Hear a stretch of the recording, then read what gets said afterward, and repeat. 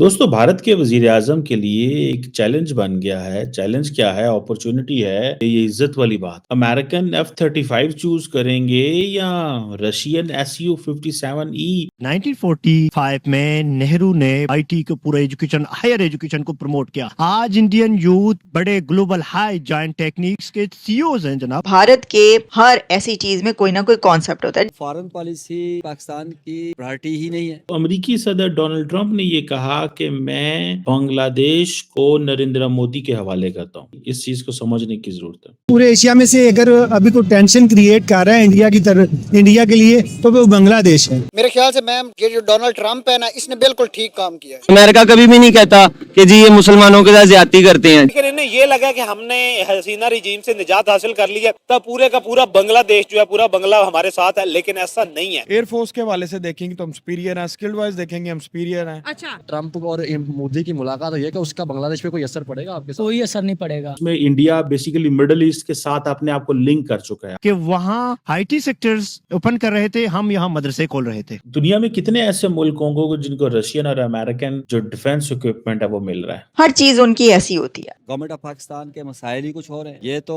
अपनी जंग के अपने एक दूसरे के साथ लड़ाइयों में मसरूफ है। हमको अपना बिजनेस करना चाहिए, मुल्क को तरक्की पे ले जाना चाहिए। बांग्लादेश का जो इशू टेकअप हुआ है वो डोनाल्ड ट्रंप के सामने आया। तो डोनाल्ड ट्रंप ने कहा कि मैं इसको इंडिया के हवाले करता हूँ। इट मीन्स कि तुमसे जो होता है कर लो ना। वहाँ आप लोग रोना बंद कीजिए। दो भाई, दोनों भिखारी और दोनों ही पनौती। एक भाई 93,000 सरेंडर की यादों में जीता रहता है। इंडिया से नफरत करने का डोज इतना ले रखा है, भीख के कटोरे का भी प्रपोज सुहाना लगता है। तो दूसरा भाई यही नहीं समझ पा रहा है सही क्या है और गलत क्या है। ये इतने कंफ्यूजन के शिकार हो गए हैं, इन्हें नॉर्मल कटोरे में मक्खन मलाई खाने से ज्यादा बेटर फील हो रहा है सोने के कटोरे में भीख मांगना। खैर, इन दोनों भिखारियों का कोई इलाज नहीं है। इलाज है तो बस इन दोनों को अपने ही हाल पे छोड़ देना चाहिए। एक तो रोड पे है ही, दूसरा भी बहुत जल्द आ जाएगा। तो दोस्तों, बिना टाइम वेस्ट के इस वीडियो को शुरू करते हैं और देखते हैं पढ़कियों की इस पे क्या राय है। असल में सच पूछे तो मुझे नहीं लगता कि पाकिस्तान में कोई भी ऐसी एक जमात है जो पाकिस्तान का सोचे। अच्छा, जो मुल्क का सोचे। जो आप सिर्फ फॉरेन पॉलिसी की बात करती है, बाकी फील्ड्स में देख रहे हैं कि पाकिस्तान की क्या हालत है। इकोनॉमिक कंडीशंस देख रहे हैं पाकिस्तान की। आए रोज IMF की ऐसी सख्त शराइत जो है, पाकिस्तान गुर्बत की चक्की में पिस रहा है, लोग मर रहे हैं, खुदकुशियाँ कर रहे हैं। लेकिन जो है IMF की शराइत मानने पर अब मजबूर है। किस लिए मजबूर है? इसलिए मजबूर है कि हम एक बेकारी कौम है। तो आपका जो जहाँ तक सवाल है वो उसका भी यही जवाब है कि प्रायोरिटीज नहीं है। दुनिया में कितने ऐसे मुल्क होंगे जिनको रशियन और अमेरिकन जो डिफेंस इक्विपमेंट है वो मिल रहा है? कितने ऐसे मुल्क होंगे? रशिया क्या ऑफर कर रहा है? Production of the Su-57। ये अपना स्टेल्थ फाइटर भी है, एडवांस वॉर प्लेन है, इंडियन एयरफोर्स के फ्लीट में ये आने के लिए। और ये अभी जो इंडिया में एयर शो हुआ उसमें भी आया है।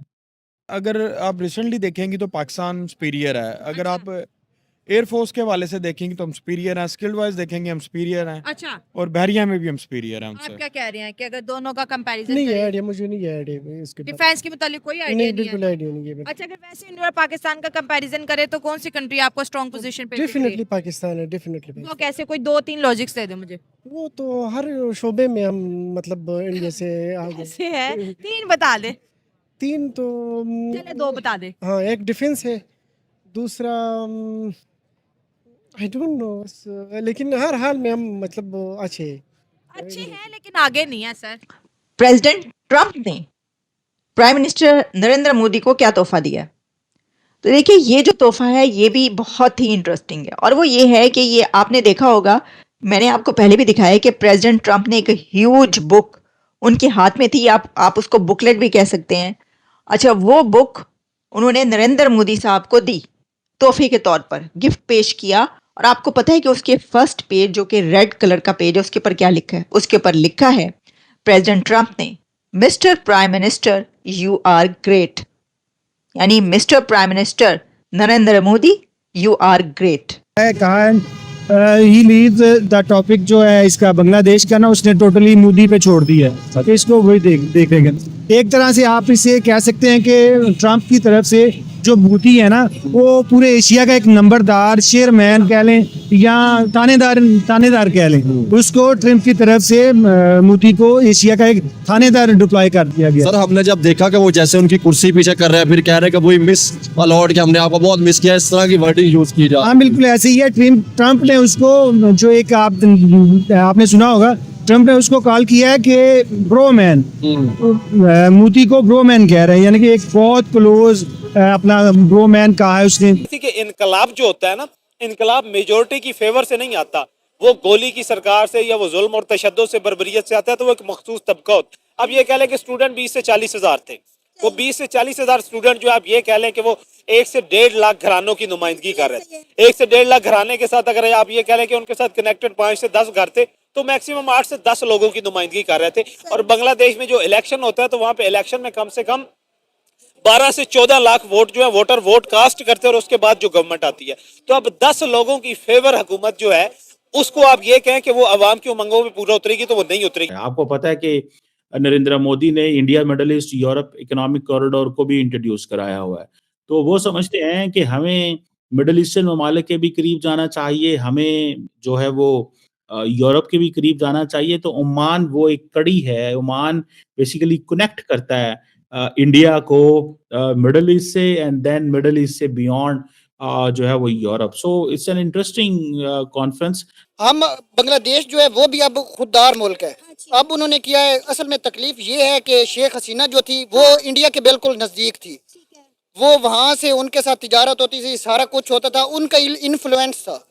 तो जब से ये खान यूनिस जो आया, यूनिस नोबल इनाम याफ्ता, तो उसने आते ही वो जो प्रो इंडिया था, अब वो अगेंस्ट इंडिया हो गया है। और अब उसने क्या किया है, पाकिस्तान के साथ अपने ताल्लुकात बेहतर किए हैं। उनका अभी मिलिट्री वफ्द आया था, और अनकरीब हमारे जो JF-17 थंडर तैयारे हैं वो भी हम बांग्लादेश को देंगे। अपनी आर्मी तो दे दिया बांग्लादेश को, जो इंडिया के चिकन नेक कॉरिडोर के करीब तैनात की गई, और इससे भी आपको पता है कि मामला खराब हो सकते हैं। नहीं मैम, हमने बस उनको सिखाना है। अच्छा, हमारा जो ISI का है, हमने उनको जाके ट्रेनिंग देनी है।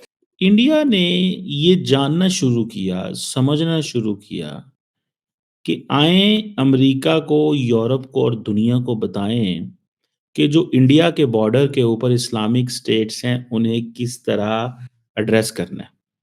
तो इंडिया ने सिंपली उनको इक्वेट कर दिया। जब बहुत सारा लिटरेचर वेस्टर्न वर्ल्ड में लिखा गया about Pakistan, Afghanistan and other places, अच्छा इंडिया ये सब कुछ अरब वर्ल्ड को नहीं कहता, जहाँ से सारी अलकायदा के लोग आए, अरब वर्ल्ड के लोग थे, इजिप्शियन हों, जोर्डीनियंस हों, सऊदीज हों, जो भी लोग दुनिया में अलकायदा में इन्वॉल्व थे, the Indians don't talk of Arabs in that context. से ये नहीं अंदाजा होता कि यूएस की अगर बात करें, वो जस्ट लड़ा रहा है इंडिया या पाकिस्तान को, जहां पर उसे फायदा नजर आता है उसके साथ वो हो जाता है। नहीं, इंडिया पाकिस्तान को तो यूएस तो नहीं लड़ा रहा, यूएस पाकिस्तान को या इंडिया को किसी से नहीं लड़ा रहा।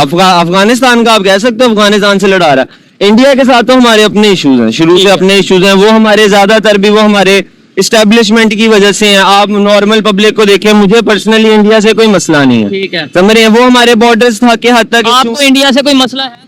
नहीं सच है, ऐसा कोई आपको कोई मसला है? नहीं। मतलब ज्यादातर पब्लिक से पूछेंगे, मैं अपनी बात करता हूँ, मुझे भी कोई मसला नहीं है, वहाँ पे भी इंसान है, यहाँ पे भी इंसान है, और दूसरे नंबर पे नेबर है, नेबर के साथ रिलेशन करना तो हम आगे बढ़ ही नहीं सकते। ये देखें, ये तो पाकिस्तान में 70 साल से एक निज़ाम मौजूद है, और पाकिस्तान में ये जो डिवाइड एंड रूल का निज़ाम ब्रिटिश दौर में आया था, ये आज तक हमारी इशराफिया जो है इसी पॉलिसी के ऊपर अमल पैरा है।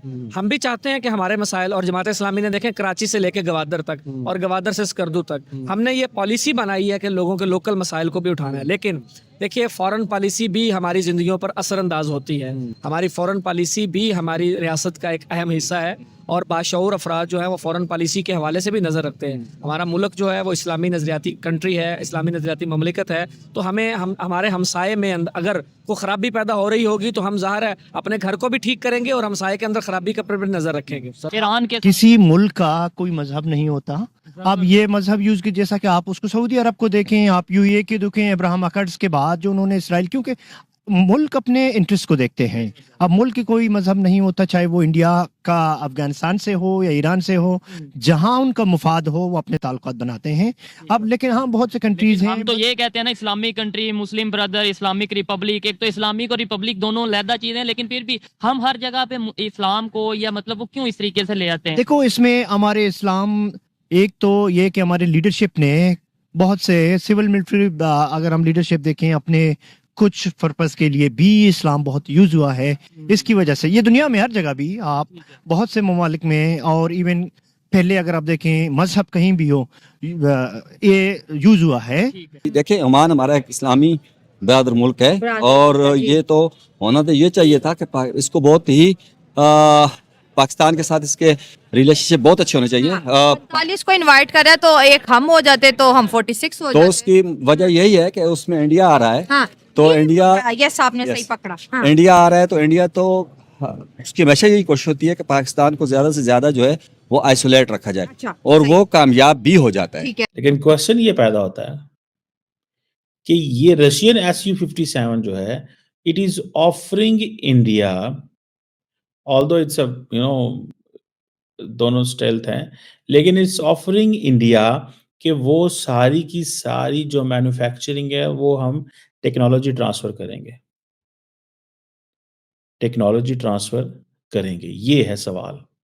इस टेक्नोलॉजी में क्या होगा, वो फिर उनको एडवांटेज ही एडवांटेज है, हर चीज़ घर बनाएंगे। जैसे पहले देखें, रशिया के साथ तो इंडिया की क्रेडिबिलिटी ये है कि इन्होंने दोनों ने मिलके ब्रह्मोस मिसाइल बनाए, और आज इंडिया उसको बेच रहा है। दूसरी तरफ अमेरिका जो है वो थर्ड पार्टी, वो टेक्नोलॉजी ट्रांसफ़र के हवाले से बहुत ज़्यादा केयरफुल है, क्योंकि वो कहते हैं भाई हमारा जो मसला है, हमारा मसला वो नहीं है जो आपका है। हमारी टेक्नोलॉजी बड़ी एक्सक्लूसिव है, आप हमारी टेक्नोलॉजी को इस्तेमाल नहीं कर सकते। आप हमारी टेक्नोलॉजी को उस तरह यूज़ नहीं कर सकते। ठीक है ना सर? सो उनकी टेक्नोलॉजी अमेरिकन ये है कि जैसे मैंने आपको रिसेंटली मिसाल दी थी कि पाकिस्तान अगर टर्की से हेलीकॉप्टर लेना चाहता है, तो थर्ड पार्टी वैलिडेशन चाहिए, किसकी? अमेरिकन्स की। वो क्यों? वो इसलिए भाई साहब कि वो कहते हैं कि हमारा जो मिलिट्री हार्डवेयर है, इसके लिए ये हम हर मुल्क को नहीं जाने देंगे। जी, हम सुपीरियर हैं, स्किल्ड व सुपीरियर है। हमारी जो ट्रेनिंग है वो बहुत अच्छी है। जो हमारे ऑफिसर्स हैं हाँ। आर्मी के, उनको तो पूरी दुनिया एडमायर करती है। अभी रिसेंटली मैं एक पॉडकास्ट देख रहा था, उनका कोई सीक्रेट सर्विसेज का आदमी था, बता रहा था कि अगर पाकिस्तान के ऑफिसर्स मिल जाएं और बकौल उनके अगर वो फौजी मिल जाएं, तो हम पूरे अमेरिकन वेपन्स हो तो हम पूरी दुनिया पे वो कब्जा कर सकते हैं। लेकिन मैं ये नहीं समझता, हमारी फौज बहुत सुपीरियर है। अगर पाकिस्तान को किसी ने जोड़ के रखा हुआ है, तो इस वक्त हमारी फौज है बहुत स्किल्ड। डेफिनेटली, और हर कंट्री के जो आवाम होती है उसको अपनी फौज सबसे बेहतर लगती है और सबसे बहादुर लगती है, और इसको हम जी नेशनलिज्म भी कहते हैं, और ये होना भी चाहिए। क्या समझता हूँ बशर भाई, अगर हम बात की जाए साउथ एशिया की, तो क्या कोई ऐसा लीडर नहीं है कि जिस तरह, ठीक है उनकी बड़ी पॉपुलेशन है, ठीक है ना, दुनिया के साथ मजबूरी है, ठीक है, अमेरिका भी चाहता है कि डॉलर आए, इंडिया जो है उनसे मतलब वेपन भी खरीदे और बाकी चीजें सारी, तो क्या और कोई लीडर नहीं कि जिस तरह मतलब उसको भी हम देख सके कि साउथ एशिया से निकल के वो मोदी साहब का जो मुकाबला या ट्रम्प के साथ इस तरह बैठ सके कोई?